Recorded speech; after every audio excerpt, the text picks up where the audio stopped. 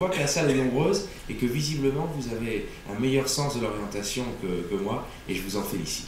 Alors, le département des Hauts-de-Seine, effectivement, s'est lancé depuis maintenant 3 ans. Des Hauts-de-Seine, ils n'ont pas du Val d'Oise, mais notre proximité peut-être fait que vous voulez m'attirer chez vous, a lancé depuis 3 ans maintenant une politique particulièrement ambitieuse en la matière et qui se décline à travers quelques actions principales.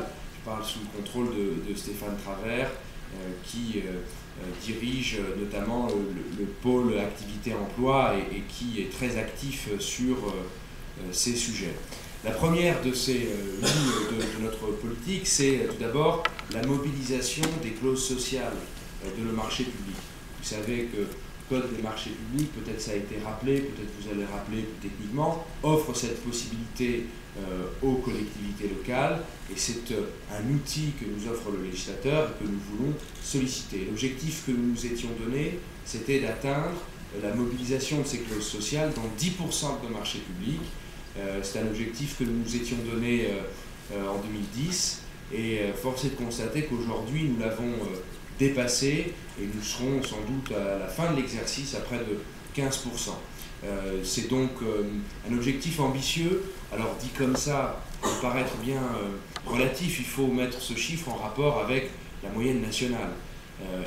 En moyenne, au plan national, c'est un chiffre de près de 2 à 3%. Donc vraiment l'effort des Hauts-de-Seine en la matière est tout à fait considérable, et d'autant plus important que nous sommes un département qui a une commande publique importante.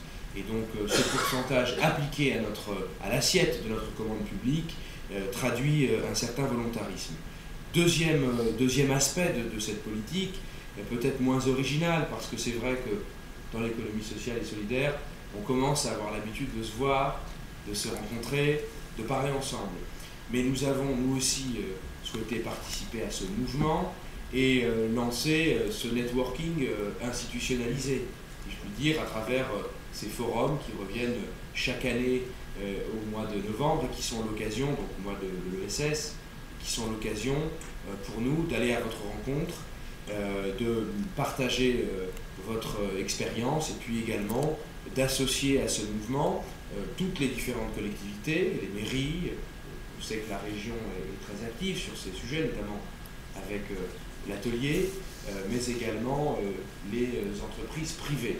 Et je me souviens qu'à l'issue du premier forum, l'un des principaux retours que nous avions eus, c'était le souhait des acteurs de l'économie sociale et solidaire de rencontrer davantage les acteurs de l'économie classique privée.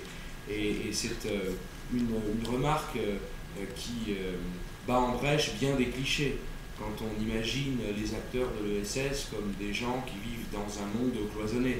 Il y a au contraire une envie, et vous le témoignez, de décloisonner pour créer des synergies. Troisième point de notre politique, c'est un appel à projet que nous avons initié et qui nous permet d'identifier sur notre territoire les projets qui répondent à un besoin peu ou pas du tout assuré à l'heure actuelle. Et nous sélectionnons au cours de chaque exercice une trentaine de projets, et nous leur apportons un concours financier qui est quand même conséquent, puisqu'on va jusqu'à soutenir à hauteur de 80 000 € les porteurs de projets, avec une condition naturellement d'hybridation des financements, parce qu'il ne s'agit pas de subventionner et d'exister sous perfusion unique du Conseil général. Mais nous ne sommes pas des créanciers, nous ne sommes pas une collectivité publique qui subventionne, nous sommes des investisseurs. Et ça veut dire que si on soutient les porteurs de projets que nous avons soutenus jusqu'à présent, ou que nous soutiendrons demain, c'est parce que nous croyons en eux, et ce soutien est parfaitement intéressé. Il ne procède pas d'une intention libérale ou d'un altruisme, il est intéressé parce que nous sommes intéressés au succès de ces entrepreneurs. Nous sommes intéressés à leur développement, et nous voulons créer par là même cet effet de levier qui leur permettra de progresser, de prospérer et de créer des emplois pérennes sur notre territoire, et d'assurer également un service pour nos populations. Alors c'est une démarche qui est très importante pour nous, et puis pour revenir sur le thème de cet Altermardi, un mot qui sans doute reviendra sans doute beaucoup dans le vocabulaire des intervenants, c'est le mot de confiance. Parce que pour entreprendre, il faut d'abord une sacrée confiance en soi, dans le contexte actuel, économique, mais également dans le contexte complexe institutionnel, administratif français. Donc confiance en soi, entreprendre, c'est prendre en main son destin, prendre en main sa chance, son risque. Confiance également lorsqu'il s'agit d'intrapreneuriat dans la structure dans laquelle on travaille habituellement. Il faut susciter l'enthousiasme pas seulement de ceux qu'on va manager, de ceux avec lesquels on va réaliser ce projet, mais de ceux qui sont des supérieurs hiérarchiques, qui sont le cadre organisationnel habituel, et puis confiance des partenaires publics, de la collectivité qui n'est pas là, et c'est aussi une innovation de ces politiques pour écraser, pour prévoir des contraintes impossibles, mais pour accompagner. C'est vrai que c'est pour toutes ces raisons que nous avons vraiment été heureux de nous investir dans ce secteur qui est en pleine expansion. Je ne crois pas que ce soit quelque chose de seulement conjoncturel. Il y a une véritable vague de fond qui ne se passe pas un jour sans qu'on ne rencontre des étudiants, ou des entrepreneurs, ou des retraités, n'importe qui ne s'intéresse à ce que vous faites, qui ait le désir de donner du sens à un projet d'entreprise. Donc ceux qui, pendant longtemps, et je parle là encore une fois sous le contrôle de Jean-Marc Borrello, que je remercie de son invitation, ceux qui, il y a quelques années, prêchaient dans le désert sociétaire, aujourd'hui sont rejoints, et on les écoute avec une grande attention. Alors je regrette toutefois que nos amis journalistes qui s'occupent toujours des sujets essentiels, peut-être que certains sont présents ce soir, ne s'occupent pas encore assez de l'économie sociale et solidaire, notamment de ses succès.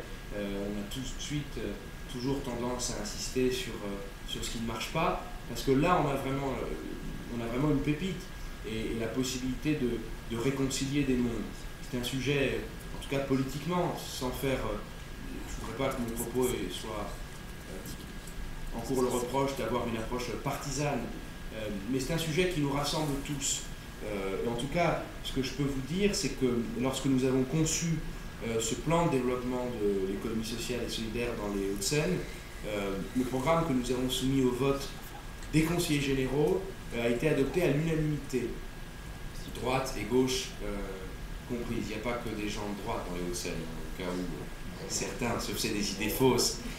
Et donc ça veut dire qu'on a vraiment un sujet pour dépasser certains clivages et pour remettre en place certains clichés. J'entends dans les rangs de certains partis dénoncer ce qu'on appelle les ravages de l'assistanat. Ici, il n'est pas question de ça, puisque au contraire, on mène un projet de liberté et de responsabilité. Dans une autre approche, on dénonce les profits excessifs. Et ici, avec l'économie sociale et solidaire, on sait bien que cette réussite, elle sera acceptée, cette réussite de quelques-uns, elle est acceptée par le plus grand nombre parce qu'elle est juste, parce qu'elle est responsable. Donc vraiment, c'est un sujet sur lequel il est intéressant de travailler au plan pratique, au plan théorique, et je suis très heureux en tout cas de m'associer à vous ce soir et l'ensemble de notre collectivité pour contribuer à l'essor de ce tiers secteur. Voilà, je vous remercie de votre écoute et puis surtout de votre patience.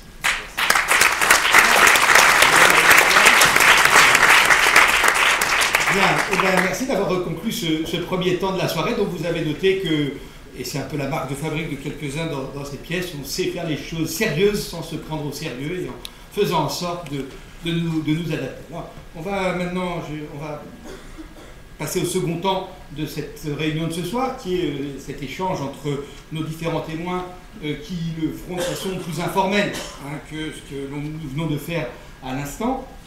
Et puis, troisième temps, il y aura évidemment des échanges avec la salle. Alors, Le rôle de l'animateur, c'est celui de tenir l'horloge. Donc nos intervenants se sont engagés de façon ferme et totale à respecter le temps qui leur avait été imparti. Et en échange de cet engagement, j'aurais donc dit que s'ils dépassaient le temps, eh bien, je serais amené à leur couper la parole de façon la plus courtoise possible, mais également ferme, pour maintenir un déroulé de soirée qui reste raisonnable. Donc, Elisa, vous avez la parole pour 7 minutes et pour nous résumer ce que sont donc ces enseignements dont on parlait tout à l'heure et qui sont le cœur du petit ouvrage que vous avez commis. Il marche. C'est bon, c'est bon, c'est bon. C'est bon, d'accord. Alors bonsoir à tous. Effectivement, j'ai la lourde tâche ce soir de vous donner quelques repères sur cette chose pas très bien identifiée pour le moment, qui est l'intrapreneuriat social, sur la base de cette étude qu'on a intitulée « Intrapreneuriat social, la nouvelle frontière de l'innovation sociale pour l'entreprise », que vous trouverez d'ailleurs disposée sur une table au fond de la salle, qui a été rédigée donc, par deux structures aux compétences complémentaires. Donc, d'une part, effectivement, Volontir, qui est un cabinet qui fait du conseil aux entreprises en engagement sociétal, et d'autre part, Odyssem, dont je fais partie, qui est un collectif de développeurs de l'innovation sociale, et qui donc se mobilise auprès de tous les acteurs pour le développement et le changement d'échelle des initiatives à vocation sociale. Alors, on se mobilise donc bien sûr auprès des acteurs publics qui souhaitent développer des politiques ambitieuses d'appui à l'innovation sociale, des structures également privées à vocation sociale comme les entreprises sociales, mais aussi auprès de ceux à l'intérieur de l'entreprise qui commencent à faire bouger les lignes. C'est donc pour ça qu'avec Volontir, on a voulu investir un nouveau champ de l'engagement, porteur de sens, bien sûr, pour les collaborateurs qui s'y engagent et qui portent ces projets, mais aussi pour l'entreprise, et également, et c'est ça qui est aussi important, pour la collectivité et l'intérêt général. Ça, en gros, c'est l'intrapreneuriat social, c'est en tout cas le sujet qu'on a voulu explorer. Alors, on a commencé par faire un gros travail d'identification de ces projets, puis on a été rencontrer les intrapreneurs sociaux dans leurs entreprises, mais aussi les dirigeants, pour comprendre leur motivation, pour valoriser leurs initiatives, et puis aussi pour identifier les facteurs clés de succès de ces projets et explorer la façon dont, d'une part, ils s'intègrent dans l'entreprise, mais aussi la façon dont ils la transforment. Alors, l'intrapreneuriat social, c'est un sujet qui est encore émergent, assez nouveau. Il n'y avait encore pas grand-chose en France sur le sujet. Et puis, ça caractérise des projets aussi très variés, avec des impacts différents, des degrés d'intégration dans l'entreprise différents aussi. Mais malgré ça, on s'est quand même demandé finalement qu'est-ce que c'est que l'intrapreneuriat social, et on a réussi à dégager un certain nombre de critères communs à ces projets que je vais vous exposer maintenant, en espérant que vous aurez une vision un peu plus claire de ce qu'on peut dire par intrapreneuriat social. Alors, la première chose, et c'est fondamental, et c'est sans doute la raison d'être de l'intrapreneuriat social et la motivation des intrapreneurs sociaux, c'est la recherche d'impact social, qui est vraiment au cœur du projet. Je pense que les intrapreneurs sociaux qui sont ici pourront nous en parler, nous parler de leur motivation, mais la recherche de sens est vraiment moteur dans cette dynamique d'intrapreneuriat social, la volonté de mettre son innovation au service de l'intérêt général. Alors, pour faire ça dans une entreprise classique, il faut faire preuve d'une démarche entrepreneuriale. C'est-à-dire qu'il faut être en capacité de prendre des risques, de convaincre en interne pour mobiliser les collaborateurs, pour convaincre sa hiérarchie, et puis aussi en capacité d'anticiper les besoins, à la fois les besoins sociaux et environnementaux, mais aussi les besoins et les enjeux de l'entreprise, pour pouvoir combiner les deux. Enfin, un Un troisième critère, c'est celui d'un modèle économique hybride et équilibré qui permettent au projet d'être pérenne et donc de s'inscrire et d'exister au sein d'une entreprise qui a quand même, il faut le dire, des exigences économiques et financières. Et c'est cette pérennité du projet qui permet son existence et qui permet à l'entrepreneur social de se projeter aussi dans une ambition d'impact social.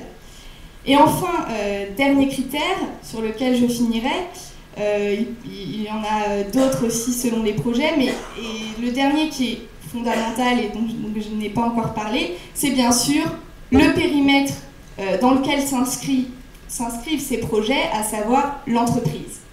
Et je conclurai cette petite introduction sur qu'est-ce que l'entrepreneuriat social, sans doute par ce dernier critère qui me paraît absolument fondamental et qui donne finalement toute sa spécificité à ce sujet de l'entrepreneuriat social, mais aussi tout son potentiel.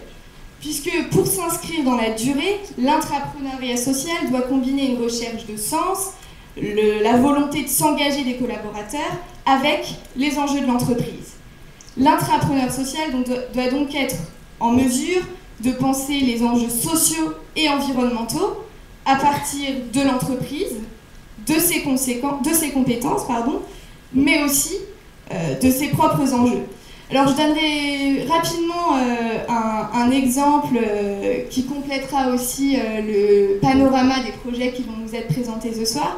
Un exemple qui me semble assez emblématique de cette démarche d'entrepreneuriat social, justement au croisement de la recherche d'impact social et de l'intégration à la stratégie d'entreprise.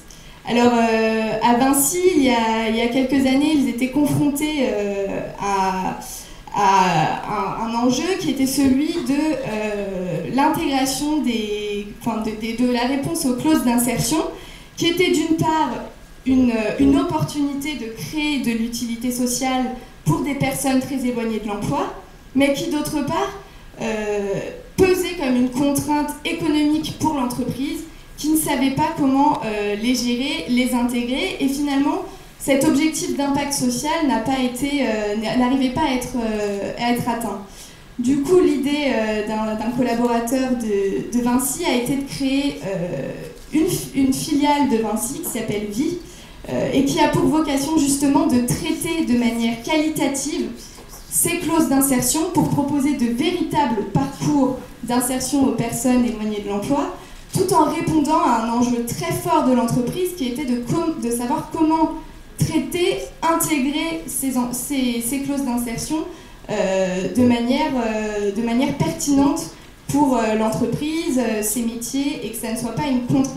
Là, vous avez 1 minute pour conclure la conclusion. Eh bien, c'est parfait puisque j'ai fini et je conclurai en disant que l'entrepreneuriat social, c'est une démarche ambitieuse, donc portée par des collaborateurs, mais qui a besoin de l'entreprise. Alors, je pense que j'aurai l'occasion de revenir là-dessus.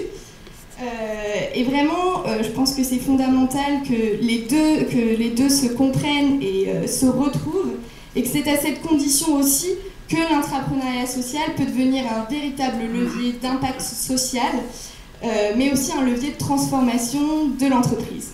Merci Elisa, et bravo d'avoir tenu 7 minutes et 43 secondes. C'est remarquable, et je vais maintenant me tourner vers Frédéric. Vous avez vu que nous avons le sens des convenances, tout en étant très progressistes, mais on fait d'abord parler les jeunes femmes, et ensuite on donnera la parole aux messieurs. Donc Frédéric, vous m'avez dit, quand on a échangé pour préparer cette conférence, vous êtes une fille du groupe. Donc vous êtes tombée dans ces environnements toutes petites, et puis vous avez cheminé en France, aux États-Unis, puis en France, puis dans différents métiers du groupe, pour finalement aboutir et devenir directrice de la communication et des relations sociétales, mais également prendre en charge tout ce qui est les responsabilités, tout ce qui est les questions et les enjeux de responsabilité sociétale de l'entreprise, c'est ça? Ah, il y a un film.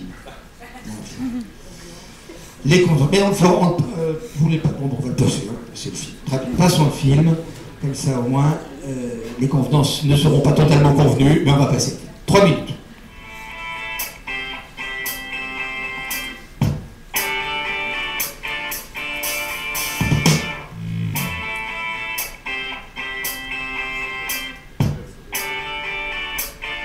L'entrepreneur social au sein des entreprises, c'est souvent un engagement volontaire et c'est souvent aussi une culture au sein de la société. Et chez CITA et Suez Environnement, nous l'avons.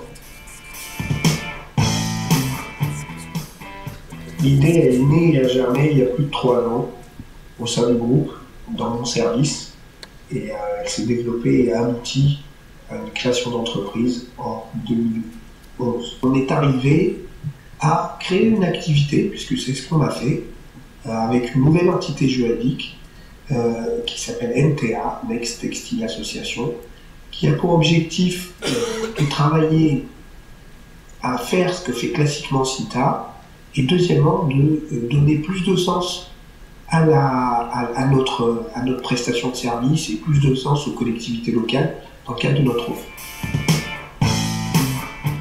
Les objectifs, c'est de développer une activité classique de CITA tout en donnant la chance à des entreprises d'insertion, une vocation sociale et caritative.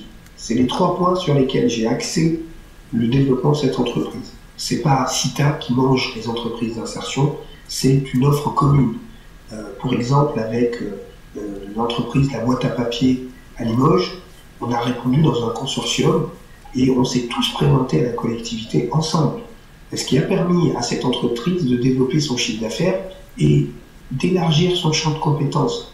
Souvent, les entreprises, notamment dans nos domaines d'activité, ont juste un focus sur une qualité ou un service. Et là, c'était permettre à cette entreprise d'insertion de pérenniser son activité en développant une activité économique connexe. Cette idée s'est développée avec des tests, études scientifiques, scolaires, tests itératifs. Et après, il a fallu porter le projet en interne. C'est comme créer une start-up, sauf que l'argent, au lieu de le demander à une banque ou de le demander à des amis, on le demande à notre société en interne, à nos dirigeants, à nos cadres dirigeants, et pour essayer de monter au fur et à mesure toutes les étapes. Premier projet, première présentation, pré-projet, business plan, toute l'activité qu'un entrepreneur classique pourrait ou devrait mettre en place. On a monté une sorte d'équipe projet, donc il y a eu des gens qui ont été dans mon service, mais aussi on a fonctionné en collaboration, parce que c'est un métier de collaboration dans le groupe, avec les finances, la RH, le développement marketing, la communication. Donc on a structuré tout un projet et on a porté tout cela avec nous au sein du groupe. On essaie de trouver des offres qui ont plus de sens, donner du sens à notre travail quotidien qui est déjà lié à l'environnement. Et aujourd'hui, donner plus de sens, c'est donner plus de responsabilité sociétale et l'environnemental, on l'a déjà. Donc on donne plus de sens social à notre action. Aujourd'hui, je suis directeur général de NTA. C'est parti d'une idée, c'est parti d'un pré-projet, ça s'est transformé en projet interne, ça s'est transformé en mini-start-up, et aujourd'hui, c'est une entreprise à part entière, et je change de fonction, et j'évolue dans un autre monde aujourd'hui.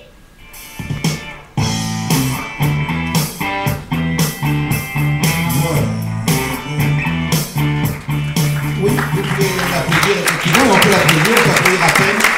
On a donc pu vérifier sa prestation à l'oral. Et donc, Frédéric, vous êtes encadré de différents témoignages. Donc, l'éclairage que vous allez nous donner, je vais commencer par une première question sur, d'une certaine façon, la motivation du groupe Suez. Pourquoi vous êtes engagé dans ces différentes démarches dont on vient de voir une des illustrations, mais dont on verra d'autres illustrations tout au long de la soirée.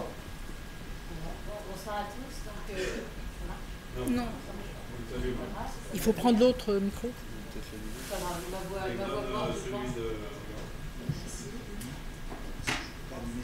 Bonsoir à tous, je recommence. Voilà. Donc l'engagement en fait, de Suez Environnement dans ces activités, c'est tout simplement les métiers. Je vous rappelle que Suez Environnement, c'est de l'eau, c'est des déchets, ce sont des services essentiels. Donc ce sont des métiers qui sont vocation mondiale. On est 80 000 personnes dans le monde, mais c'est aussi des métiers qui ont une très très forte dimension humaine, de proximité, une relation avec le territoire et les populations qui sont extrêmement proches. Donc évidemment, ce sont des métiers, là aussi je vous dis, l'eau et les déchets, personne n'est indifférent à ces métiers-là. Moi j'en suis un témoignage vivant, je suis une fille du groupe, 22 ans, j'arrive pas à en sortir de ce groupe. Et donc ce sont vraiment des métiers dans lesquels il y a une volonté de rester près de ces territoires et de ces populations. Et donc tout naturellement, l'engagement du groupe sur ces sujets-là, c'est de donner un cadre en fait aux activités, aux demandes des collaborateurs qui ont forcément besoin, au-delà de leur travail quotidien, de s'engager au plus près des populations. Et c'est exactement ce qu'on a fait dans le cadre du groupe Suez Environnement. Mais alors, il y a mille et une façons de s'engager. Enfin, on le voit régulièrement, une entreprise socialement responsable fait du mécénat, une entreprise socialement responsable sponsorise des événements. Pourquoi avoir choisi et comment s'est opéré ce choix de l'intrapreneuriat social, c'est-à-dire d'une certaine façon de soutenir Athème ou d'autres qui viennent vous dire j'ai une idée géniale. Je suppose qu'il y a des gens qui ont des idées géniales, il y en a tous les matins en se levant. Donc qu'est-ce qui a déclenché ce mouvement? C'était dans le titre, hein, c'est les cris du cœur. Hein, donc Sylvien reviendra tout à l'heure sur ses expériences, mais en 1994, ce sont donc des salariés, des collaborateurs de Lyonnaise des Eaux à l'époque qui sont venus voir la direction en disant nous on veut créer une ONG, on veut partager ce savoir-faire qui est immense au service donc de la distribution d'eau qu'on promeut en fait dans des villes développées, des pays développés. On veut pouvoir en faire profiter des populations qui sont plus défavorisées. Et donc cette ONG est née en 1994. Et il y a eu ensuite tout un tas de cris du cœur qui se sont manifestés au travers d'initiatives qui venaient toujours de collaborateurs, donc Cita du Cœur, Cita Rebond qui est venu compléter le dispositif que Athème a décrit tout à l'heure dans le petit film. Et donc en fait, cette série de cris du cœur nous a quand même conduit, et ça s'est manifesté en 2008, à essayer de structurer, à donner un cadre en fait à ces initiatives donc, qui sont aujourd'hui rassemblées sous le nom du Fonds Suez Environnement Initiative. Alors très concrètement, 2008, vous créez un cadre par rapport à toutes les séries de cris du cœur. Vous auriez pu laisser s'exprimer parce que le cœur, on peut l'exprimer dans l'entreprise, à l'extérieur. Quelles ont été les grandes étapes et les grands obstacles que vous avez dû surmonter pour aujourd'hui arriver à ce qu'il y ait 150 personnes qui viennent s'intéresser à ces questions d'entrepreneuriat social? Alors il se trouve qu'en 2008, il nous est arrivé quand même quelque chose, c'est-à-dire qu'on était jusqu'à présent une filiale, une division du groupe Suez, et on est devenu, donc en 2008, on a été mis en bourse, et donc on a structuré notre identité. On a travaillé évidemment sur ce qui a fait nos valeurs, notre fierté, notre identité, et évidemment la problématique de l'engagement, celle des collaborateurs avec ces métiers essentiels à la vie dont je vous rappelais tout à l'heure l'importance. C'est évidemment quelque chose qui est venu, entre guillemets, non pas compléter, mais qui est venu vraiment accrocher notre identité. Et donc évidemment, moi je suis une communicante, hein, j'ai évidemment pas pu m'empêcher de travailler sur ces sujets-là parce que ce sont des sujets qui sont extrêmement importants dans l'entreprise, vous allez le voir dans l'expérience que Sylvain va décrire tout à l'heure, l'engagement des collaborateurs, le sentiment d'appartenance, la fierté, tout ça c'est des choses qui composent en fait l'identité d'un groupe. Et quand on est en cours de construction, plutôt que de faire de la com tout simplement, s'appuyer sur des choses qui sont déjà dans l'ADN du groupe, c'est vraiment extrêmement facile. Et c'est comme ça qu'on a travaillé sur ce fonds. Et si on devait donner deux obstacles ou trois obstacles qui ont pu entraver cette progression, parce que là vous nous présentez, ça a l'air simple, ça n'est peut-être pas autant que ce que l'on peut imaginer. Non, c'est simple, je confirme. En fait, évidemment, on reste toujours très connecté dans les choix qu'on fait de ces opérations. On reste très connecté au métier parce qu'il s'agit de toujours mobiliser les collaborateurs, leur permettre de s'exprimer dans le cadre de l'entreprise, mais également dans le cadre de leur mission, de leur fonction. Donc on reste toujours très connecté. Donc l'ensemble des projets qu'on choisit, qu'on détermine pour accompagner des projets d'entrepreneuriat social, sont toujours des métiers connectés, des projets connectés à nos métiers. On respecte toujours, c'est-à-dire ça vient toujours, la demande vient de l'interne, c'est-à-dire que ça ne nous prend pas comme ça tout d'un coup à la direction de la communication ou ailleurs de faire un coup de com'. On vérifie bien qu'il y ait un engagement, qu'il y ait un impact social, comme vous le disiez tout à l'heure Elisa. Et quelque part, la seule difficulté, ce serait de confondre en fait la communication et le projet lui-même. Et donc c'est ce chemin toujours un petit peu, on va dire, non pas compliqué, mais sur lequel il faut être extrêmement attentif, quelque chose qui ne trahisse pas quelque part l'engagement des collaborateurs, qui respecte leur ambition, la façon dont ils servent cette mission. Et donc le seul écueil que je verrais, ce serait d'essayer peut-être de faire quelque chose qui serait totalement étranger à notre ADN, de faire peut-être un coup de com'. Et si j'ai encore 2 minutes, je vous raconterai peut-être une expérience qu'on a partagée avec Dominique Pain en 2006 au moment du tsunami. Évidemment, Aquassistance s'est tout de suite mobilisée et on a envoyé en Indonésie où nous étions présents du matériel, des compétences techniques pour essayer d'accompagner les populations qui avaient été touchées par le tsunami. Et on avait décidé au niveau de la direction générale de ne pas communiquer trop parce que justement on ne voulait pas quelque part capitaliser sur un drame, une catastrophe.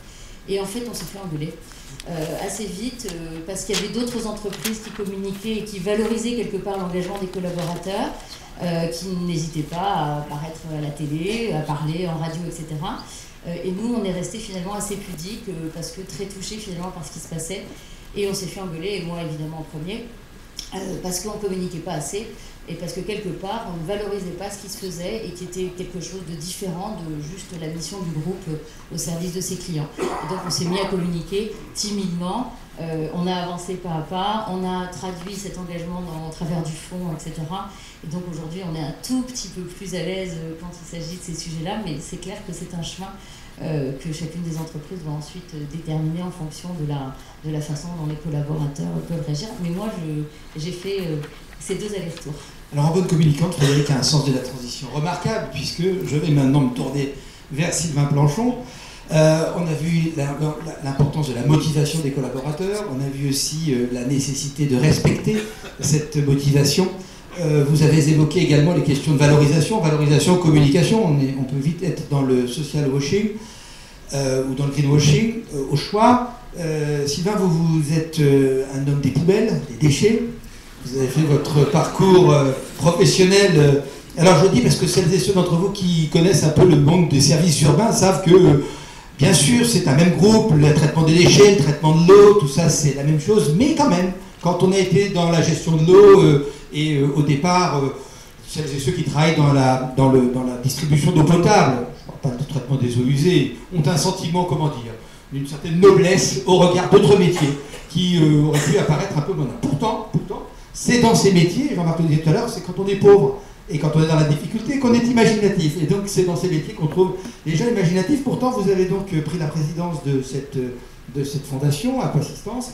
Et bien, ce que nous aimerions là maintenant, c'est que vous nous disiez en quoi vous vous êtes senti valorisé, en quoi cette fondation a servi vos motivations et en quoi ces actions respectent d'une certaine façon les attentes de toutes celles et tous ceux qui participent aux missions que vous organisez, en nous donnant sûrement en introduction quelques éléments de chiffres, parce que tout le monde connaît Aquassistance dans la salle, mais peut-être une petite révision permettra à chacun de savoir de quoi on parle.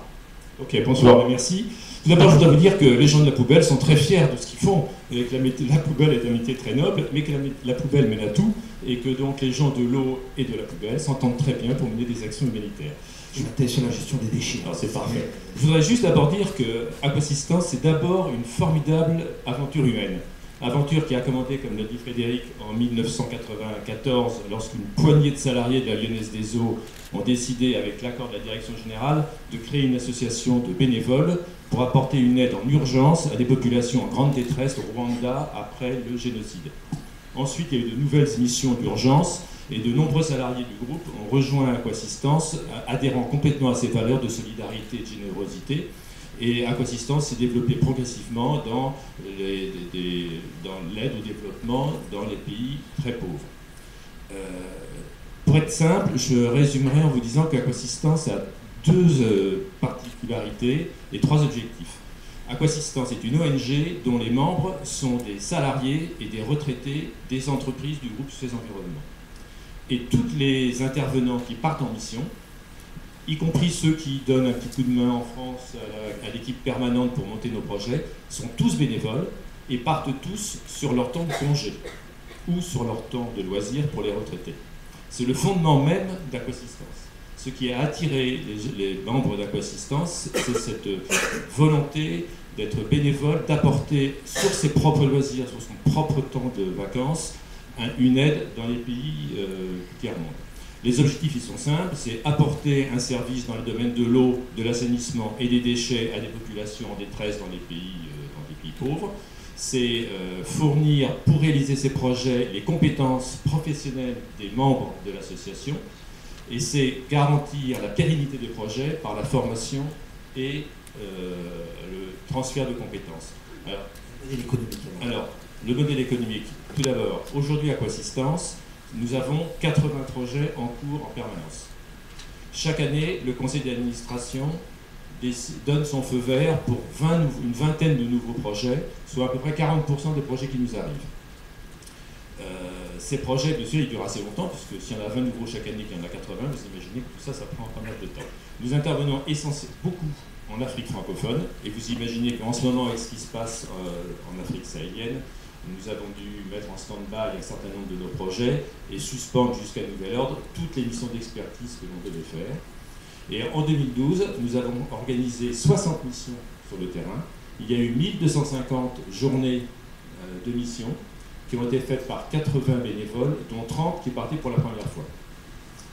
Voilà, grosso modo. Alors, quel est l'apport du groupe Suez Environnement? Alors, au niveau de les collaborateurs apportent leur temps. Alors, tout à fait. Les retraités donnent leur expertise, leurs compétences, et le groupe. Alors, il faut quand même que vous sachiez d'abord qu'au niveau de la gouvernance, il y a 750 membres de l'association qui se réunissent en assemblée générale tous les ans, qui mettent à jour leur conseil d'administration qui est composé de 13 membres, tous bénévoles, qui sont élus pour 3 ans avec un maximum de 3 mandats, et qui élisent bien sûr leur bureau.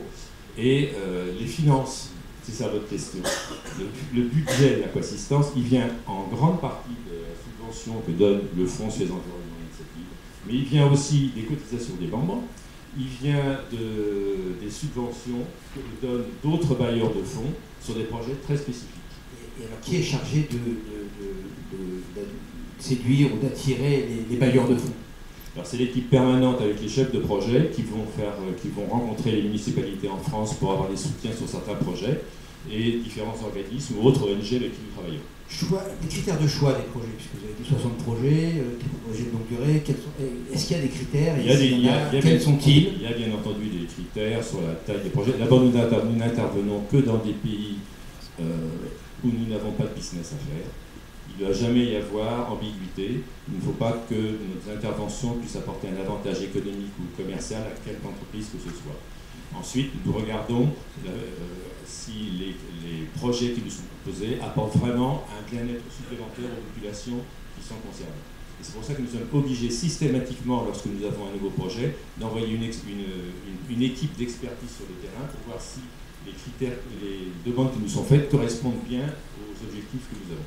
Bien, donc cet exposé-là illustre un des critères qu'Elisa a donné tout à l'heure sur l'hybridité du modèle économique. Les besoins, à quels besoins de l'entreprise considérez-vous qu'Aquasistance répond aujourd'hui? Puisque c'est aussi un des critères qui a été donné, une capacité à répondre aux enjeux de l'entreprise. Aquasistance répond d'abord aux attentes de ses membres. Aux attentes au niveau de l'entreprise, c'est que beaucoup de gens croient aux valeurs d'Aquasistance, souhaitent participer et souhaitent partir sur le terrain en mission. La grosse difficulté que nous avons, c'est qu'il n'est jamais possible de donner satisfaction à tous ceux qui veulent partir. Il y a plus de demandes que de postes possibles. Un heureux président. On peut dire ça. Alors on va s'en tenir là pour votre témoignage en vous remerciant de ces premiers éléments. Oui, absolument. Ça a été très facilité parce que j'avais un œil sur son chronomètre et je suis arrivé juste à 14 minutes après les 7 de Frédéric. C'était ce qui était convenu, donc merci Sylvain. Alors je vais demander à la technique d'envoyer le deuxième film, puisque ça nous donnera une vision complète de ce qu'est l'engagement de Suez Environnement, puisque l'objectif c'était de montrer qu'il y a différentes formes d'intrapreneuriat social, on n'est pas sur une recette unique dans ce type de démarche, et qu'un grand groupe a de différentes façons, différents moyens de traduire dans les faits cette aspiration qui a été exprimée.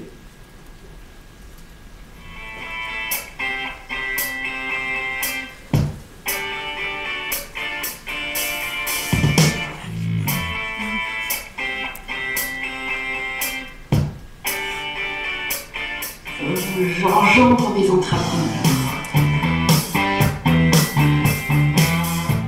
Axéo vidéo est une nouvelle technologie française qui a été développée par une PME qui s'appelle Data Process, qui permet aux personnes qui ne percevant pas la parole de pouvoir communiquer en toute autonomie. Celui que j'ai identifié, à la fois capable d'influencer les décideurs et capable d'apporter de la nouveauté. Il a eu au niveau de sa filière le même rôle que j'ai, c'est-à-dire incubateur de nouveautés. J'identifie dans tous les services les achats, l'ARH, le développement durable. Ça ne va pas être obligatoirement la personne qui serait la plus à même en lien avec ses fonctions, mais celle où je vais sentir où il y a une écoute, même une écoute furtive, où il y a une écoute. Il faut absolument voir toute la problématique du handicap et de l'insertion au sens large,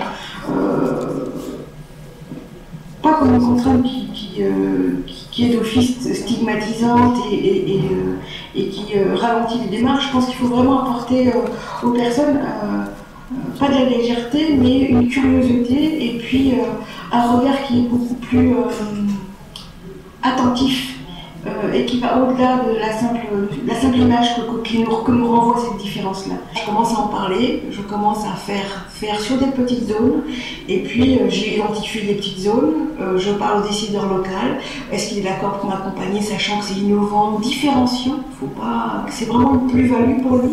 Donc voilà, une fois que j'ai identifié ces personnes-là, l'idée après c'est de leur dire, ben voilà, si tu veux bien, moi je veux bien t'accompagner à ce que tu t'appropries le sujet, et après à ce que tu puisses le déployer, que tu sois porteur dans ta filière. Et puis je vais communiquer sur cette réussite-là, donc je vais valoriser le local, valoriser toute la filière hiérarchique, et puis à partir de là, on va essayer, et une fois qu'on a une belle réussite avec des gens impliqués en local, je le montre.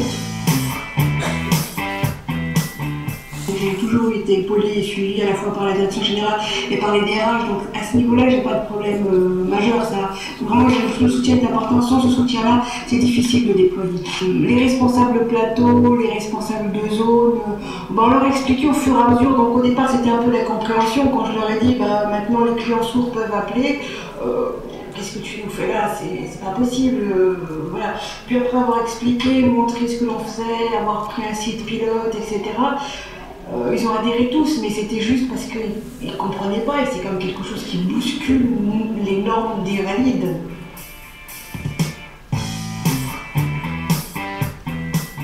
Par exemple, je prends une des filières qui est très appliquée, qui est la filière achat. Au départ, c'était des petits contrats, des petites choses qui faisaient comme ça avec la sous-traitance. Et puis, au fur et à mesure de sensibilisation, d'informer, etc., ils sont amenés à réfléchir un peu différemment, c'est-à-dire aller au-delà du simple contrat avec les unités bénéficiaires, c'est-à-dire de proposer des choses. Et moi, je trouve que dans ma mission, là où j'ai gagné, c'est pas d'arriver à un taux d'emploi qui finalement n'est qu'un chiffre, c'est de se dire, j'ai des personnes qui vont être ouvertes à développer d'autres actions, mais pas obligatoirement dans les cas, parce que ça va leur permettre d'ouvrir leur champ d'intervention. C'est ça qui est intéressant. Un autre exemple, une autre démarche qui associe une population qui est souvent comptabilisée, puisque la loi propose des quotas, et avec au-delà du quota, au-delà de l'obligation réglementaire, qu'est-ce qu'on peut faire par rapport à une dimension plus sociale. Maintenant, vous avez eu la variété Suez-Lyonnais, nous sommes accueillis, mais comme nous sommes dans un groupe qui est particulièrement ouvert, on accueille quand même un représentant d'un autre groupe qui va nous exposer et qui va nous présenter la démarche qui a été la sienne au sein d'une grande institution, puisqu'il s'agit de BNP Paribas. Alors, les lecteurs de l'Express connaissent tous Emmanuel de Luxel, puisqu'il faisait une double page dans ce support de presse grand public il n'y a pas très longtemps.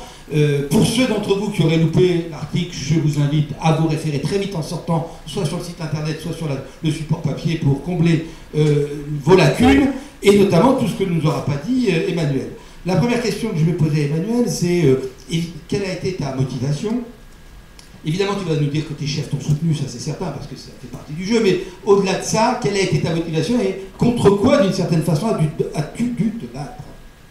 Alors, ma motivation, c'est très simple. Ça fait 30 ans que je travaille dans la finance, et j'ai gardé mes convictions d'étudiant que là où il est, l'individu peut un petit peu contribuer à changer le monde. Et comme je suis dans une banque dont le slogan est « la banque d'un monde qui change », je me suis dit « la banque d'un monde qui change peut aussi contribuer à changer le monde et à rendre le monde un petit peu meilleur ». Donc j'ai monté ce projet de microfinance il y a 6 ans maintenant. À l'époque, BNP Paribas était une grande banque dans la microfinance en France avec l'ADI, mais quasiment inexistante à l'international. Et la microfinance, c'est quand même à 99,99% dans nos pays émergents que ça se passe. Donc j'ai lancé cette activité de microfinance, en fait, à l'origine, j'ai eu une idée, en ouvrant mon journal, en ouvrant The Economist, où il y avait un grand article de The Hidden Wealth of the Poor.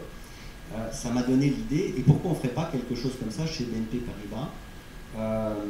J'ai en fait transformé mon hobby en job, parce que j'avais commencé comme bénévole de l'ADI, j'avais entraîné une dizaine de mes petits camarades, et je me suis dit après un an, le bénévolat c'est bien, mais si on peut faire quelque chose en mode business, c'est encore mieux.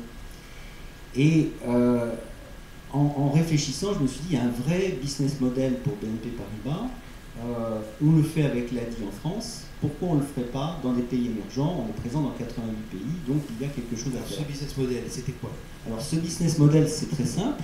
Nous sommes banquiers, et ben on va faire de la finance, on va financer des institutions de microfinance.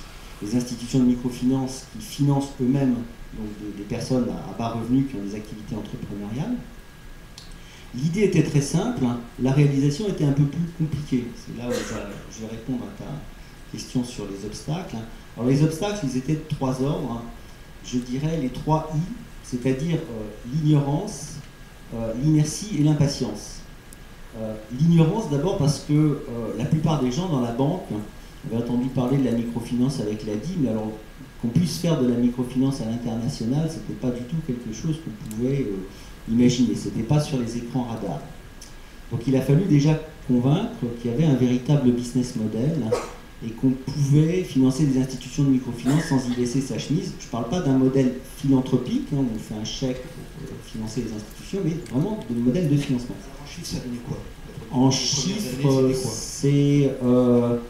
en 6 ans, on a à peu près mis 200 millions d'euros sur la table. On a financé une quarantaine d'institutions de microfinance dans une quinzaine de pays avec un impact sur à peu près 1 million de personnes. Voilà. Donc le premier I, c'est l'ignorance. Il s'agissait de montrer qu'il y avait un véritable business model. Le deuxième I, c'est l'inertie. J'ai mis à peu près 6 mois pour arriver jusqu'au sommet de la pyramide. Partant du middle management, j'étais responsable marketing et communication du métier cash management. Et en fait, comme Diogène qui cherche un homme, j'ai toqué aux portes. Je suis allé voir des gens que je connaissais, qui m'ont ouvert la porte de gens que je ne connaissais pas. Et de fil en aiguille, j'ai été voir une quarantaine de personnes. Tous m'ont dit c'est une superbe idée. C'est une superbe idée. Il faut que la direction générale décide. Ayant entendu ça 40 fois de 40 personnes différentes qui trouvaient que c'était un superbe projet, je suis allé toquer à la porte du directeur général adjoint, qui m'a donné un quart d'heure, et au bout d'un quart d'heure, il avait basculé, il avait compris que c'était un vrai business model, qu'en même temps, c'était quelque chose qui était intéressant en termes d'impact social, et m'a proposé de présenter le sujet au comité exécutif qui a été donc, fait. Et il est devenu impatient. Et là, il est devenu impatient. Alors le troisième obstacle, c'est l'impatience. Parce que, on est ici dans une boîte d'ingénieurs, la banque aussi, c'est un métier d'ingénieur, et le danger, c'est de vouloir aller trop vite, c'est de vouloir communiquer d'abord, avant qu'on ait tout préparé. Je me rappelle d'ailleurs l'impatience du directeur de la communication qui était à côté de moi lorsque je présentais au COMEX, et qui disait « Ah oui, c'est un très bon projet, on va avoir des impacts sociaux importants, on va pouvoir communiquer ». Et Baudouin Pro, dans sa grande sagesse, qui a dit « On fait d'abord, on communique après ». Pendant 2 ans, pratiquement pendant 2 ans, nous n'avons pas communiqué en externe. On a un petit peu communiqué en interne avec les gens dont on avait besoin. Mais ce que nous avons redouté, c'était l'excès d'enthousiasme qui après allait amener des déceptions. Et il s'est passé quelque chose d'assez extraordinaire, en fait, c'est qu'il y a eu un énorme buzz en interne, à tel point que le projet business a donné lieu à 2 ONG, deux ONG qui se sont répandues vraiment par un effet de buzz. Alors on a un peu structuré les choses de manière à capitaliser sur ces bonnes volontés, puisque aujourd'hui nous avons ces deux ONG, l'une en France, l'autre plus internationale, qui ont à peu près 1 millier de personnes, donc qui sont un peu dans un métier comparable à ce que fait Aquassistance. J'ai été très impressionné par le modèle d'Aquassistance. Donc l'une, Microfinance sans frontières, va apporter de l'assistance technique à des institutions de microfinance, qu'elles soient clientes ou pas, c'est pas du tout lié. Et l'autre, elle est en France, donc avec l'ADI ou avec des institutions de solidarité en France pour aider le développement de ces projets. Combien de collaborateurs au BNP sont engagés aujourd'hui, professionnellement d'abord ou bénévolement? Alors, est-ce que c'est un des éléments ou est-ce que c'est pas un des éléments? On adore le lean management. Ma promesse au comité exécutif, c'était on va faire ça avec peu de moyens et ça va être avec un impact important. Et effectivement, on a tenu parole dans la mesure où, au départ, nous étions 2. Aujourd'hui, l'équipe centrale, c'est 5 personnes, mais avec une petite centaine de personnes qui sont impliquées dans les métiers et dans les territoires. C'est-à-dire que ce projet est un projet collectif qui n'aurait pas pu être réalisé s'il n'y avait pas eu des gens au niveau d'un territoire, typiquement le directeur de territoire, le responsable commercial, le responsable risque, s'il n'y avait pas eu des gens qui avaient compris que c'était, en termes de business, c'était pas véritablement un enjeu, enfin des petits financements à 1 million, 2 millions, 3 millions, c'est pas vraiment intéressant, enfin bon, mais en revanche c'est un enjeu sociétal qui est extrêmement important. Et le déploiement du projet, ça a été l'adhésion en fait, un par un, des territoires pour pouvoir monter ce projet. Bien, merci Emmanuel. Donc on voit un projet qui est un peu différent, même s'il y a des points de ressemblance, mais un peu différent des projets que nous avons vus chez Suez, où l'idée de la mobilisation des collaborateurs, y compris sur leur temps personnel et sur leur engagement de compétences, était essentiel. On voit bien que donc là où il n'y a pas de vérité, il n'y a pas de voie unique, et comme nous avons obtenu 15 minutes supplémentaires, la soirée devait se terminer à 21h, donc ceux d'entre vous qui se disaient c'est toujours pareil, on nous dit qu'il y aura des questions avec la salle, on a 3 minutes pour poser des questions, se trompent. Nous avons 20 minutes pour poser des questions et pour y répondre, ce qui veut dire quoi? 1. Celles et ceux qui veulent poser des questions le font de façon brève et concise. Désigne éventuellement l'interlocuteur. On va prendre 3 ou 4 questions de façon à ce qu'on puisse structurer et organiser les réponses. Et ainsi, j'espère qu'on pourra faire 2 ou 3 tours de questions, puisque tel est l'objet des Alters mardi pour les habitués. Qui commence? Qui donne la première question? Monsieur au premier rang. On allume un peu là, non? Mais on allume un peu. Celui-là, je crois qu'il ne marche pas. Tu veux que tu as la couleur, donc je me lance. Donc la philarmonie de l'association Ziva sur Nanterre, donc je m'adresse à la DIRCOM de Suez. Donc nous sommes à 5 minutes de chez vous. Il y a pas mal d'entreprises qui sont sur le quartier de Nanterre à Défense Courbevoie. Comment vous pouvez aider les associations d'insertion, les entreprises d'insertion qui font l'accompagnement éducatif à ce que les collaborateurs qui quittent leur bureau après 18h ou 19h ou 20h s'investissent dans ce qui est l'humanitaire de proximité. Ça, c'était une question dans la série « Je donne ma liste de courses ». Vous avez raison, il faut en profiter. Est-ce qu'il y a une deuxième question? Monsieur au fond. Et Ziva fait un travail remarquable sur Nanterre, notamment pour promouvoir la diversité. Je tiens à le dire. D'ailleurs, on a bénéficié d'un étudiant sur... Absolument. Bonsoir, j'ai une question pour Madame Lewis. En fait, dans toutes les entreprises... Est-ce que vous voulez bien vous présenter? Oui, pardon, excusez-moi, je ne suis pas très connu, donc du coup c'est intéressant pour personne. Non mais c'est parce qu'on ne vous voit pas. Pardon, alors je suis Sébastien Giraud, je travaille chez Philips, et avec la collègue qui est assise à côté de moi, on monte une démarche d'entrepreneuriat social, justement, et qui vient des salariés. Et c'est pour ça que tout est hyper intéressant. Nous, on essaie de faire monter ça, on en est à la 39e porte, à peu près, par rapport à ce que vous dites tout à l'heure. C'est la 50e, c'est le DG, vous avez compris. Oui, bah, on est dessus, mais bon, c'est un peu compliqué. Et donc, ma question, en fait, c'est justement, quel est le point commun dans les entreprises que vous avez rencontrées? Est-ce qu'il y a des points communs dans les entreprises qui laissent émerger un entrepreneuriat social? Parce que la réflexion qu'on se faisait, c'est de dire, les entreprises qui laissent émerger ça, c'est des entreprises qui ont de l'argent. Et je pense que c'est pas forcément vrai, mais il y a d'autres leviers, d'autres critères, et c'est ce que j'aimerais avoir comme réponse. D'accord, merci Sylvain. Donc, une troisième question. Parce que là, comme c'est assez précis, je ne me perdrai pas dans la distribution du micro. Non, alors on va commencer. Ah, pardon, j'avais pas vu. Ah bah oui, mademoiselle. Oui, bonsoir, Jeanne Bordessier, je suis consultante en accompagnement de projet d'engagement sociétal. Et je voulais savoir un peu quel était le budget d'Aquasistance et comment était constituée l'équipe permanente. D'accord, c'est un qui vous répondra, qui reviendra sur les quelques éléments chiffrés qu'il avait donnés tout à l'heure. On commence par Elisa, si vous voulez bien donner une réponse, parce qu'on va aller du général au particulier. On se donne l'impression qu'on fait de l'académique. Alors, merci beaucoup pour votre question, parce que ça me donne l'occasion de revenir sur les facteurs clés de succès de ces projets, qui se situent effectivement au niveau aussi de l'entreprise. Alors, puisque c'est d'abord le sens de votre question, je vais commencer par là. Effectivement, quelles sont les entreprises qui permettent de faire émerger ce genre de projet d'intrapreneuriat social?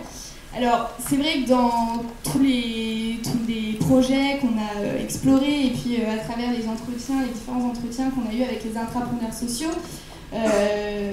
le soutien de l'entreprise est vraiment apparu comme un facteur déterminant de la réussite des projets. Alors, quand vous dites l'entreprise, c'est la DG. Oui, effectivement.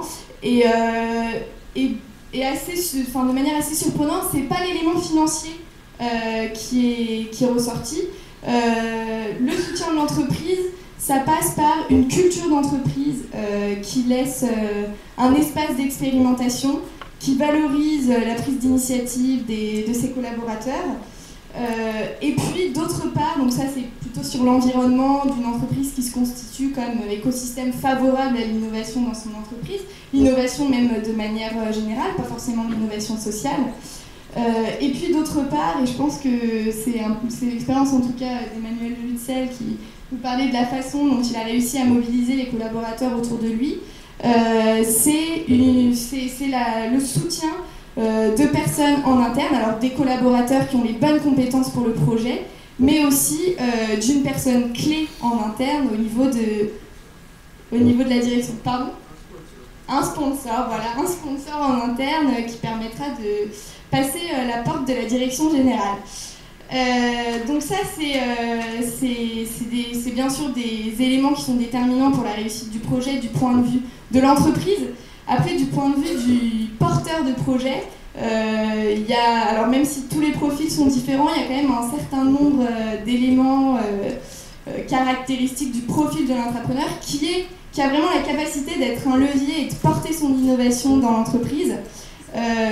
Alors, je peux citer un certain nombre de caractéristiques de l'intrapreneur qui sont tous différents. Donc il y a bien sûr donc, la recherche d'impact social et puis la capacité d'être un pionnier dans l'entreprise et d'importer dans l'entreprise des innovations sociales. Je pense qu'à ce titre, BNP Paribas, la microfinance à BNP Paribas est un bon exemple.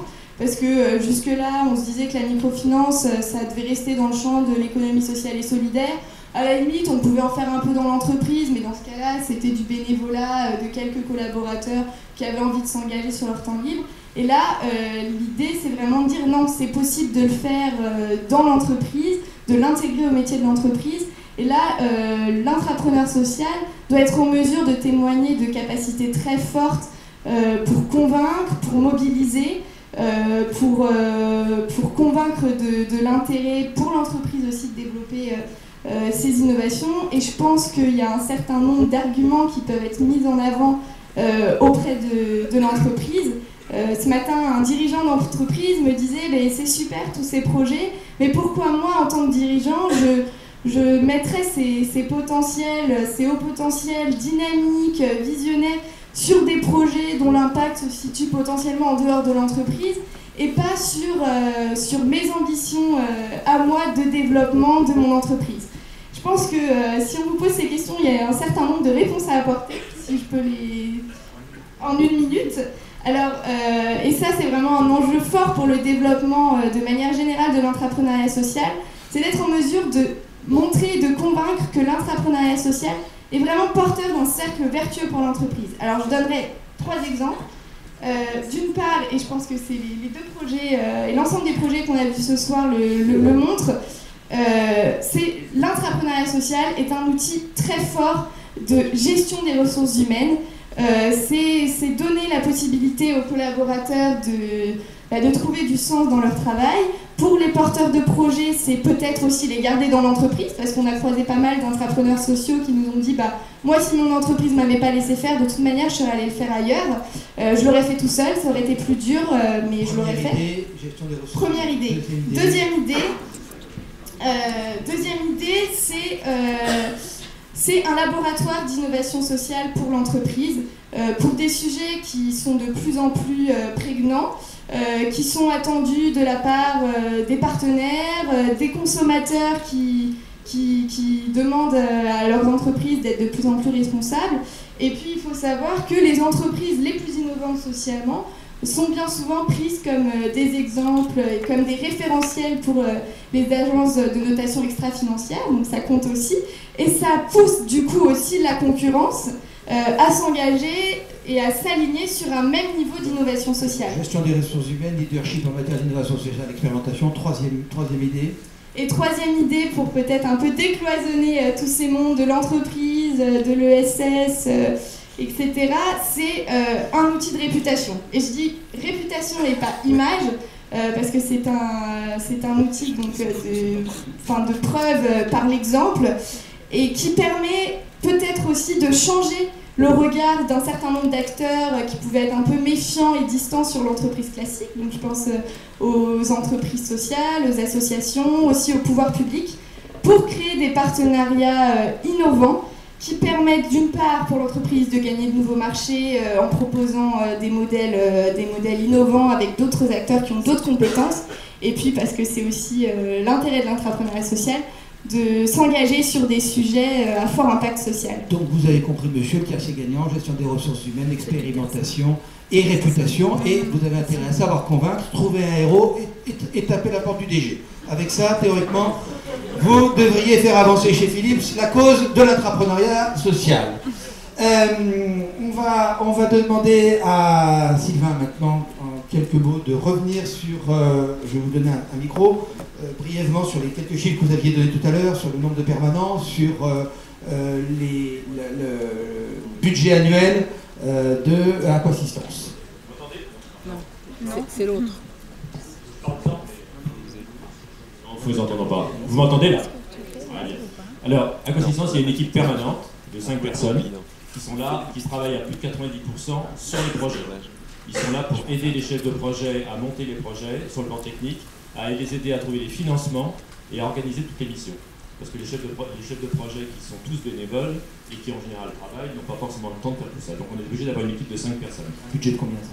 Alors le budget global. Non, mais juste sur le fonctionnement, vous avez quelques éléments sur les 5 personnes. Je ne répondrai pas comme ça, si vous permettez, mais je vous répondrai quand même. Hein. Non, c'est une question simple. Oui, elles sont très simples, vous allez voir la réponse. On fera ça aussi. Notre budget, en 2012, nous avons eu des ressources nouvelles pour 1,6 million, avec un budget global de 2,1 millions. Et alors, pour répondre à votre question, l'ensemble de nos frais de structure non affectables directement à nos projets représente moins de 10% de notre budget. 2 millions, 210 000 euros, voilà, c'est simple. C'est pour vouliez tester que tout le monde savait la règle de 3 et les pourcentages. Exactement. Merci à vous de faire des quiz en direct, mais je crois que c'est important d'avoir ces éléments-là et que l'entrepreneuriat social doit aussi être capable de parler d'argent et d'en parler de façon tout à fait décontractée. Merci beaucoup. La dernière question pour Frédéric, comment est-ce que vous pourriez aller à Nanterre aider Ziva ? Alors, vous avez posé la bonne question. Donc, évidemment, ça fait partie des projets qu'on voudrait pouvoir mettre en œuvre. Dans la tour, ici, il y a 1600 personnes, 1600 collaborateurs de Suez Environnement. Et globalement, on a quelques collaborateurs éparpillés entre les Hauts-de-Seine et les Yvelines. Et clairement, parce qu'on ne peut pas tous aller sur des projets Aquassistance, parce qu'Aquassistance, on va se retrouver en train de calculer une pente d'eau au milieu du Sahel. Clairement, moi, par exemple, je peux pas le faire. Donc j'aiderai en rien en développement sur ces sujets-là. Mais par contre, on est beaucoup dans l'entreprise à vouloir s'engager dans peut-être un cadre qui est un peu structuré. Donc vraiment pouvoir discuter avec vous sur une façon de vous aider, de vous accompagner, je pense que ça fait partie des demandes de nos collaborateurs ici. Mais par contre, nous, il faut qu'on travaille un petit peu sur la structuration de ce que c'est que le temps solidaire. Donc c'est un projet qui est en cours avec le Fonds Suez Environnement Initiative et la DRH, voir comment est-ce qu'on peut travailler sur la façon de donner à nos collaborateurs donc, du temps, sur leur temps de travail ou en bénévolat, etc. Donc ça, il faut qu'on encadre un tout petit peu le système, mais évidemment, pouvoir discuter avec des associations qui sont proches de nos implantations, et c'est évidemment le cas pour cette tour, mais c'est le cas partout en France. Ça fait partie des sujets qu'on voudrait aborder, donc on peut se voir à la fin de la réunion et puis voir comment on peut travailler ensemble. Et juste vous donner un exemple, on a travaillé fin novembre sur un projet de ce type-là. On a complété en fait un partenariat qui avait été identifié par CITA sur les banques alimentaires. Au départ, c'était plutôt un partenariat de compétences. On accompagnait en fait les banques alimentaires dans des opérations, dans de la mise en, de la montée en compétences sur les salles de tri réfrigérées. Donc on avait monté un partenariat spécifique et on s'est engagé sur tout le territoire dans les collectes en fait qui ont été menées par les banques alimentaires au mois de novembre dans les grands supermarchés, les grandes surfaces, etc. On a mobilisé en fait environ 350 personnes sur l'ensemble du réseau un samedi pour accompagner donc les bénévoles des banques alimentaires sur ce projet-là. On a collecté l'équivalent de 200 000 repas, donc ça c'est un truc... alors là, pour le coup, on a fait de la communication. Ça, je peux vous assurer que dans les ascenseurs, il y en avait partout. Mais c'est un très grand élément de fierté, une mobilisation sur laquelle on va évidemment capitaliser. Et vraiment, ce genre de projet, de pouvoir travailler avec des associations à côté de nos implantations, c'est vraiment un projet qu'on voudrait évidemment pouvoir proposer. Et notamment pour les collaborateurs de la tour qui ne pourront pas partir. Calculer des pompes d'eau en plein milieu du désert, ça ne marchera pas. Alors il y a deux bonnes nouvelles. La première, c'est que vous avez un rendez-vous. La deuxième, c'est qu'ils savent faire mobiliser. Donc les choses s'annoncent plutôt bien pour vous. Emmanuel voulait compléter la réponse sur les facteurs clés de succès. Donc Emmanuel, tu as la parole. Oui, j'aime beaucoup Groucho Marx qui disait c'est à la portée d'un enfant de 10 ans, allez me chercher un enfant de 10 ans.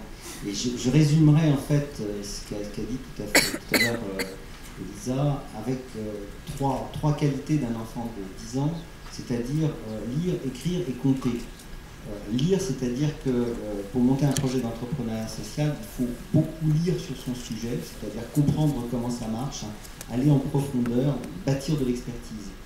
Deuxième chose, c'est écrire. Écrire son projet, écrire sa vision, communiquer sa vision, et en particulier communiquer dans la recherche de sponsors internes. Parce que vous disiez tout à l'heure sur le sponsor est très très important.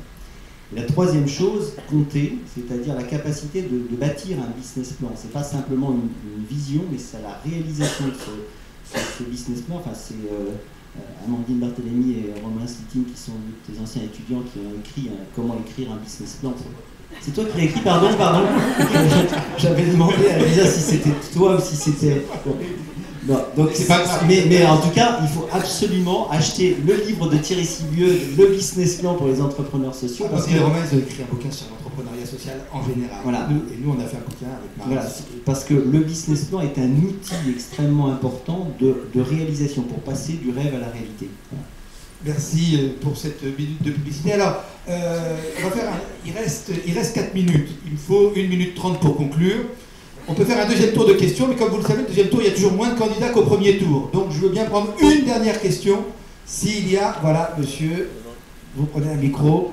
Question courte et synthétique. Le micro arrive. Ah, vous avez une question vous aussi, alors, mademoiselle. Voilà, désolée. Anne-Cécile Maillefer du Move. Moi, j'avais la question que je voulais poser, c'était quelles étaient les bonnes pratiques pour les entreprises, ou en tout cas les écueils à éviter pour que les salariés ne soient pas, en cas d'échec de l'initiative, ne soient pas les seuls à apporter les risques et donc à assumer les coûts en fait, de cette recherche et développement social. Pour un délégataire de service public, le partage des risques, c'est sûrement quelque chose sur lequel ils auront des choses à vous dire. Et la question, parce que monsieur ne va quand même pas vous priver, et 2 reste inférieur à 3, donc on est dans les purs. Bonsoir, donc je suis étudiant et je travaille sur les questions d'entrepreneuriat social. Azim Akbarali, excusez-moi. Et j'avais une question par rapport à la possibilité pour la direction de l'entreprise de faire émerger ces projets d'intrapreneuriat social. On a vu un peu dans la seconde vidéo de Suez Environnement, et je voudrais savoir concrètement comment une entreprise fait émerger ces projets et quels sont les points importants qu'elle doit appuyer pour aider ces entrepreneurs et faire naître des vocations. Voilà. Merci Frédéric, c'est pour vous le partage des risques et les points sur lesquels vous avez su appuyer. Ça a été redit. Allez-y. Oui, sur l'émergence de tels sujets, alors il y a 5 ans c'était un peu chaotique. Aujourd'hui on a chez BNP Paribas pas mal structuré les choses parce qu'on a des responsables d'innovation un peu partout dans les pôles. Et on a mis en place, en tout cas chez BFI, donc qui touche 15-20 000 personnes, un système extrêmement innovant d'innovation participative avec un système internet où les gens vont mettre une idée et d'autres personnes vont être incitées à rebondir sur ces idées. Il y a, je crois, la moitié des collaborateurs de BFI qui contribuent à ce système. C'est quelque chose d'extrêmement intéressant pour diffuser l'intelligence collective. Le collaboratif, serait sûrement une des voies à creuser. Merci Emmanuel. Frédéric, vous, c'est le partage des risques. Le partage des risques, encore une fois, dans la façon dont nous on travaille sur les projets, ce sont des projets qui viennent globalement des collaborateurs, donc on vérifie globalement la cohérence avec le métier, etc. Et on se lance en général une fois qu'on a bien vérifié tout ça. Et compte tenu de la façon dont on s'investit sur ces projets, des accompagnements qu'on peut avoir au niveau du fond, des compétences qui peuvent se mettre en place, et comme je vous l'ai dit tout à l'heure, dans notre entreprise, c'est vrai, il y a vraiment un ADN sur ces sujets-là. Moi, je ne connais pas d'échec. Alors, peut-être que je suis encore trop jeune, mais ça fait quand même 22 ans que je suis dans ce groupe. J'en connais pas, tout simplement parce qu'on travaille vraiment sur la base au départ d'une émergence d'une demande d'un collaborateur ou d'un groupe de collaborateurs. Et puis, on est en mode projet, c'est-à-dire que, évidemment, il y a un sponsor, un leader, mais globalement, c'est quelque chose qu'on construit ensemble. On est vraiment dans une dimension partenariale et on arrive ensuite à associer toutes les forces de l'entreprise, que ce soit la RH, la com, le développement durable. On arrive vraiment à construire quelque chose qui soit un projet commun. Et pour l'instant, mais peut-être que notre expérience est encore très jeune, je ne sais pas vous parler d'un échec. Donc la clé du succès, c'est en partant de l'attente des salariés, le risque d'échec est considérablement diminué, voire annulé. Bien, eh bien, il me reste à remercier les organisateurs, les féliciter, puisque vous avez vu qu'on a réussi à vous proposer une réflexion, à remercier très chaleureusement les intervenants, dont vous avez constaté qu'ils avaient été d'une concision et avaient fait preuve d'un esprit de synthèse remarquable. Il me reste à remercier Jean-Marc Borello, le président du MOVE, Bernard Murquinger, le directeur général adjoint de Suez Environnement, et Jean Sarkozy de leur présence. Merci à vous de votre présence. Il est 21h15 et nous avons terminé.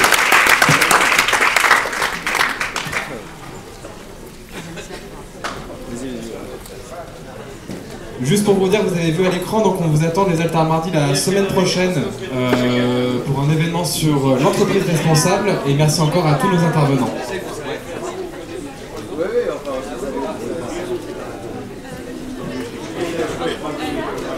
On les fait passer par là et quand il est prêt.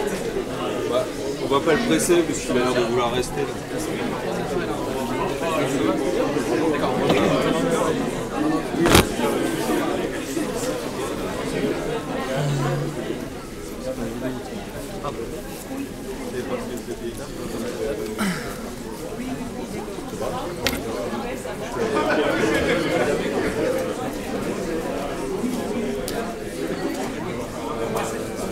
De temps en temps.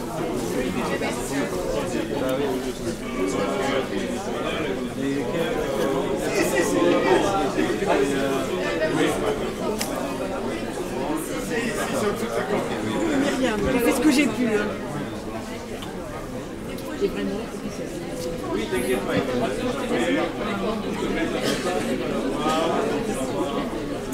Et toi, je me suis séché les oreilles. Ça va, ça va. C'est bien. Bon, bah, Myriam.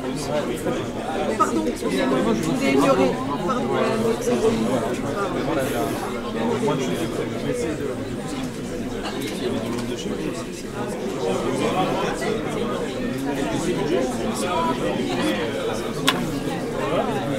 Non, je pense que c'est chouette. Oui, bien sûr, on les enverra. Ouais. Demain.